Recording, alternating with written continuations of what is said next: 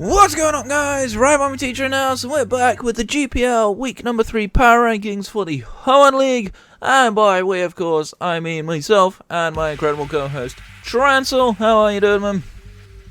Yeah, not too bad. Glad to see some exciting games. Review some games, sorry. Hell to the yes, and of course he scuffed his intro. Feels good, man. Alright, god damn it, Trancel. But either way, hey, of course, if you have not seen power rankings before, where the hell have you been? But aside from that, our power rankings are largely done on win-loss and differential, but in the instance of any tiebreakers, we'll explain the factors which inform our decision as we get there. Please, of course, bear in mind they are our opinions and are our commentaries, so don't take them with a grain of salt. You may agree with us, you may disagree with us, that is fine either way. But with all that being said, let's move into rank number 10, and that is going to be the Mr. I Need Help So Badly Ted for Prez, still chasing his first win after getting kind of dismantled a little bit this week. Yeah, the Ralladon doesn't really seem to be, like, getting to do much at all. It just kind of got chipped down and then just kind of ruined by the Rillaboom at the end of it. Just, yeah, not really working for him too well with that end. I feel like looking at his team, Mr. Ralladon's not really set up for success. Like, looking at his team now, this team doesn't really fit it all that well, looking at it. But it's kind of difficult to know what you would put instead of that and then where you would make the changes for it. I don't even think he has changes left, if I remember right. I think he's made all of his changes. He's probably got the free G-Max thing, so he could look at it. Yeah, but even if he does change his G-Max, like, he can't rebuild the rest of his team around the new one, because he's made all three of his other changes. So yeah, that definitely can make this a little interesting. I'm actually just looking. I'll have to look at that afterwards, but I think there may be an issue, but I'll have another look. It's probably a dock issue, to be honest. But yeah, either way though, Ted's still struggling to get that win. I don't think this is going to get any easier for him, no. I feel like his team is just not finding the cohesion that it's looking for. And because of that, he's going to really struggle moving forward. This time round, he does actually play poker, which is incredibly terrifying. Having to deal with a rain team when you don't really have good rain answers. That could definitely cause him a lot of issues. Yeah. Either way though, hopefully he can get something out of these games, even if he does lose. But coming in at rank number 9 then is going to be Galaxy Bomb, also struggling to get his first win, and kind of really struggling a little bit with his team in general. We've seen a lot of instances where he's supposedly a strong team builder, but I've kind of yet to see it. I feel like in all 3 instances he kind of got out-prepped pretty hard in some of these games. Oh yes, I remember this. So this was the turn 1 Heloise that sacking it off to the side third, yeah. Yeah, and then I really feel like he kind of got let back into this when Poker decided to sack Pelipper, but it just wasn't enough, and they were kind of cleaned up at the end. Yeah, the Dreadnought definitely still putting in a lot of punishment as well, picking up 3 more kills. That thing is definitely being set up for success incredibly well. Galaxy did have 1 or 2 decent moments with the Roserade, but aside from that, there weren't too many glimmers of hope in this match. I felt like Poker just completely played him off the board, which is getting a little scary. We're seeing a lot of this a bit too often from Galaxy now, and I don't think his matches are going to get that much easier. He's playing Skinny this week, which arguably would be a matchup that's a little easier, but again, Skinny actually can play extremely well, so be very interesting to see what happens with this one. I did actually back Galaxy to win this one, so fingers crossed he doesn't let me down. Yeah. Because I want my picking points, because Exo's getting too far ahead of me. Not happy with that. Alright then. Coming in at rank number 8 is going to be Tyler, continuing to slip down the leaderboard with, honestly, a very good demonstration of how not to play against grassy terrain. It felt like he'd spent so much time pivoting that he wasn't really putting a lot of damage out, and because of that, like, Exo just had all of his defensive Pokemon in good health all the time. Obviously, the biggest turning point for the game to me, which was the Gengar dying without G-Maxing to a Scarfed Rillaboom. Definitely felt like he just didn't think about it. I think I watched him on the recap show, and he said he didn't even consider Rillaboom being Scarfed. Which, again, like, if he wasn't rushing, which I'm assuming he was, based on it. I've watched Exo's side of the battle. That turn did go by relatively fast. I'm pretty sure he just rushed into it. Funny enough, I was speaking to Exo actually before we were doing the pick'em video, and apparently, according to Exo after this, Tyler apparently turned on Netflix in the middle of the match after he was tilted. That is the kind of attitude that I talked about last season that I didn't want to see again. So I'm not too impressed to see it back. This is something that is a problem with Tyler. He has an okay matchup this week as well, so... well, I say okay, he's playing solo, but his team himself is actually generally relatively decent into Solo's team. So I'm expecting to see a bit of diversity. I want to see more offensive Arcanine sets, not the standard teleporting set that he keeps running, and stuff like that. I want to see a bit more diversity, I want to see a little bit more, and I want to see the better attitude, because Tyler in his better moments can actually play really well, but that's what I want to see more. Yeah, it was just kind of downhill. He felt like he didn't have, like, anything for the Hatterene either. Kind of ran over his team. And I mean, it felt like Sneasel was his best answer, but under Trick Room, Sneasel doesn't really do much. That's one of the biggest problems. But yeah, it definitely was interesting. What was even more interesting is had Exo brought Melmetal, it would have been an even easier game for Exo to win. Yeah. Because he literally just didn't bring any Melmetal answers at all except Arcanine. So that was definitely kind of interesting. But fingers crossed, we hope to see more improvement from Tyler. We hope to see the actual wins start coming in, because he's better than what he showed, but I don't want to see this attitude anymore. The tilting is kind of an issue. That's often the difference maker between a decent player and a stronger player in this league, is mentality. So we'll have to see what happens in the coming weeks. Yep. Alright, coming in at rank number 7 then is, oh look, we keep saying nerf him and he's finally down here. Look at that. Nice to see you down with the real world. No. Dear. Feel free to do this one. I'll let you talk about it. Yeah, so there was actually a few things I didn't particularly like in my just initial prep, which kind of a bit strange for me. Like, I ran Dragapult with heavy duty boots, but still had a clear body, which Infiltrator would have been huge in this game. Just the whole, that Dragazult, it just kind of ruined me. I'm just like, okay, I saw the sub, I'm like, oh no. So I break the sub, try to Toxic it, it's Lumberry. I'm like, well played, Pelly.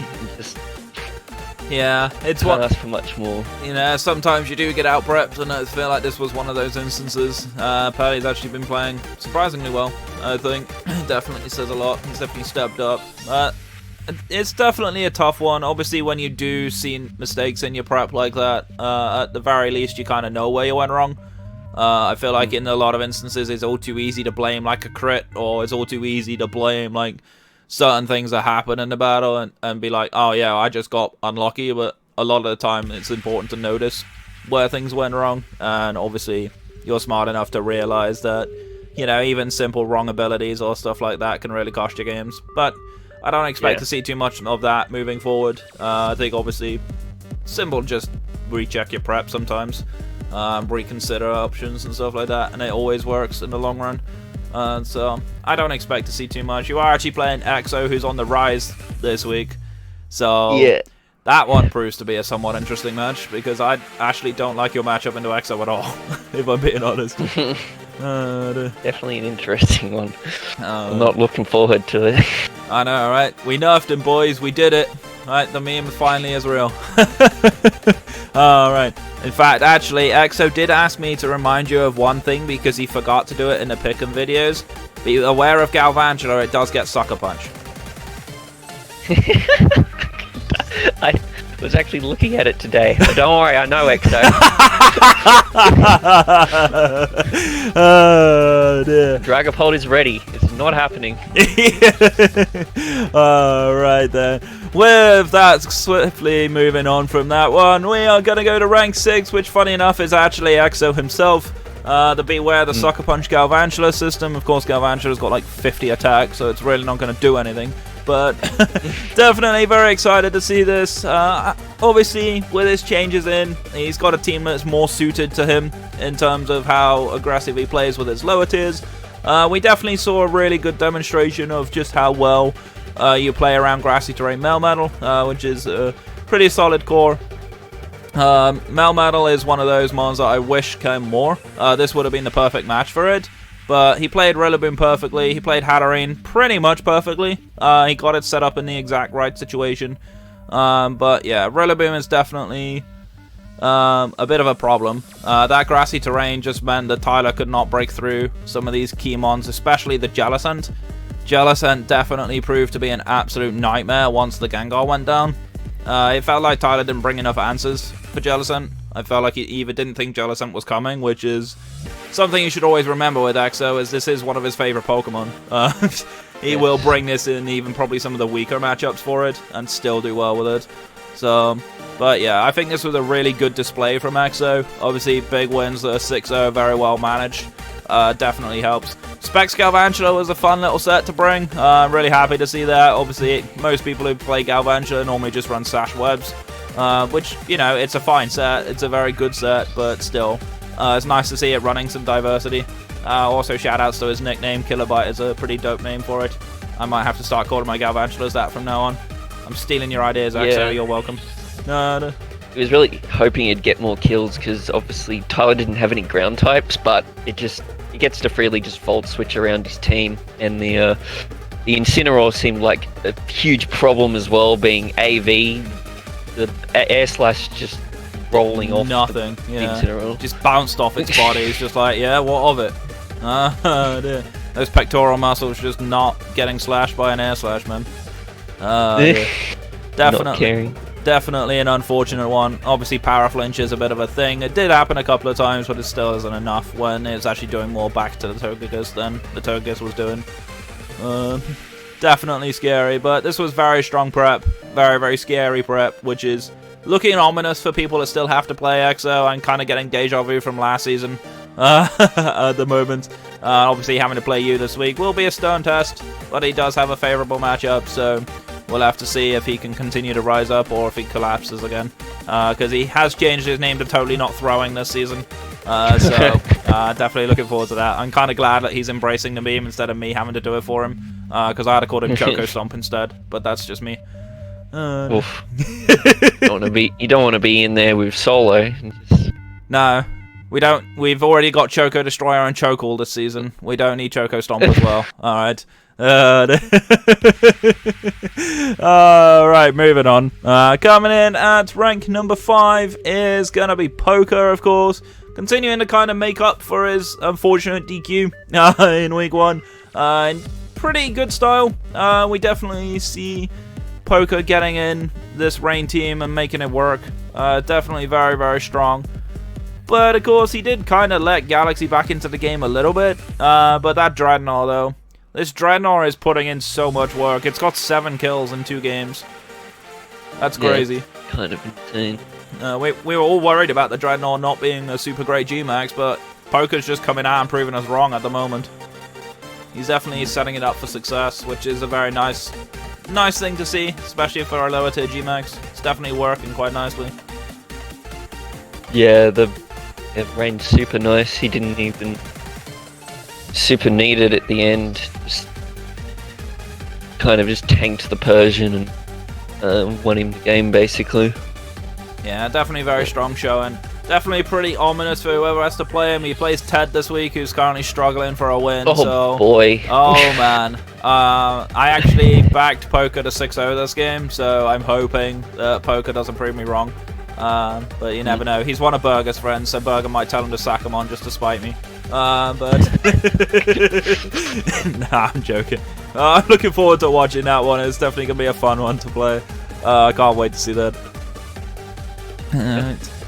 So, coming in at rank number 4 then is gonna be Skinny. Kind of feels surprising to see him up here. But I definitely am kind of happy to see him here. It's nice to actually see a win under his belt. Obviously it was against Ted, which is a pretty favourable matchup for him, I would have said. He played Rillaboom pretty nicely. He also played P2 relatively nicely as well. It gave him decent opportunities to come back into the game. Obviously the Talonflame did cause him a couple of problems, did pick up a couple of kills, but it wasn't enough in the long run. It definitely was a pretty comfortable win looking for Skinny. Yeah, and the Ferroseed actually got some light. Definitely put in a fair amount of work. For sure. Definitely interesting to see it. I was never convinced it was coming, but especially when there's a Rillaboom and a Magnezone sitting there. But Ferroseed actually had some alright use this match. Definitely one to keep half an eye on. Obviously, it's a pretty good hazard setter normally anyway. But yeah, liking the Ferroseed. Will we see it again? Maybe. Difficult to know. Plays Galaxy this week, so don't really think Ferroseed can come to that match, but it'll be interesting nonetheless. Right then, so coming in at rank number 3 is going to be Rabbit, Mr. 4-0. He either wins his matches 4-0 or on this occasion he lost his match 4-0. I do admire the consistency though, Rabbit. He definitely brought a bunch of creative sets to throw at Solo this week, but unfortunately Solo is probably the one player that I wouldn't want to be throwing creative sets at, because he is the kind of person who will just break you down. And this was pretty much exactly what we expected to see from Solo in a matchup that I felt like favoured him pretty convincingly. Yeah, I remember Rabbit commenting about a T-Wave miss.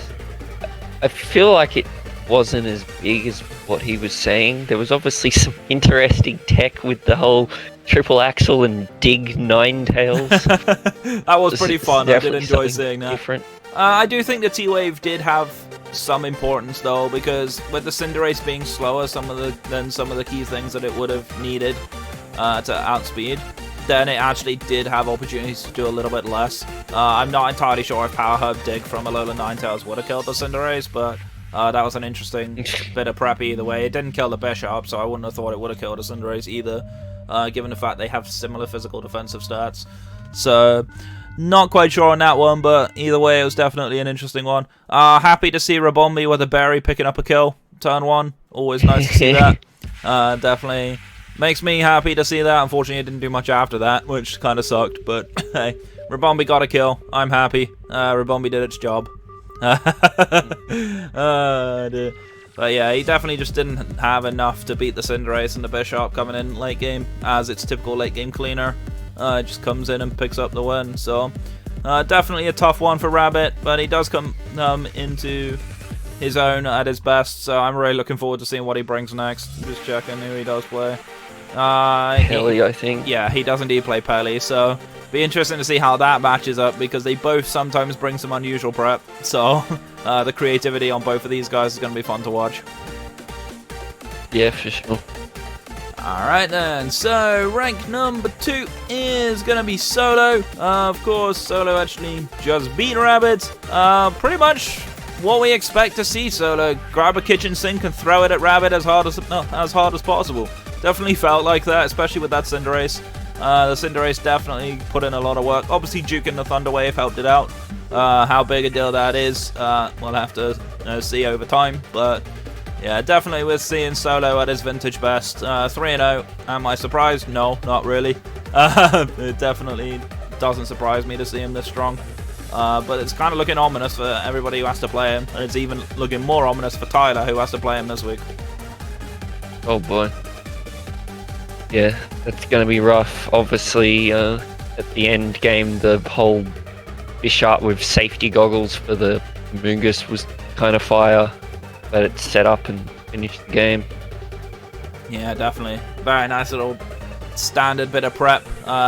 We do often see these crazy tech moves. We saw Ring Target Rotom last season to trick a Gastro, so you know, we definitely see some interesting stuff coming from Solo. Looking forward to seeing what else he brings. Definitely gonna hit Tyler pretty hard, even though his matchup is not super great into Tyler this week, so it'll be interesting to see how he works around a less favorable matchup. in true solo style. I fully expect to just see him just run riot. Alright. Yeah. With that being said, coming in at rank number 1 is going to be the king of trash talk. It's going to be Pelly, of course. Actually, kind of putting his money where his mouth is in a way. He's currently got the actual highest differential of anybody in both leagues. Does it surprise me in this instance? Not exactly. I feel like his team has generally been played very, very well. Obviously, certain things have gone in his favor. A bit of RNG kind of works, but at the same time, Pelly has played around his strengths better than we've seen in previous seasons. So he's definitely looking scary. Yeah, the drag result, it probably done about 10 attacks, and I'm pretty sure it's been hustle. It was definitely hustle in my game. I vault switched and I'm obviously checking damage. And yeah, it just doesn't miss. He didn't have that luck in Season 1. It's all coming back now. That's what's happening. Yeah, I know, right? He's using it all up now, but the problem is he's probably going to get nerfed at playoffs because now the Drake Result's going to miss every single move. You can just see it coming, can't you? It'd just be ironic, but yeah. I hope it doesn't happen because I've enjoyed watching Pelly play, but he does seem to think that he doesn't have a lot of competition in this league. I would hasten to disagree. I think his matchup this week is not super easy. I do think it's very winnable, but Rabbit can pull a lot of things out of the hat. He's very creative, so he's going to have to pull his work out, and he's got to put his work in. He still has to play solo at some point as well, so he's not going to have an easy time. I don't think he's going undefeated, but I do think he's going to be very strong. He's looking very ominous and looking very scary, but we'll see if someone can tame the beast relatively soon.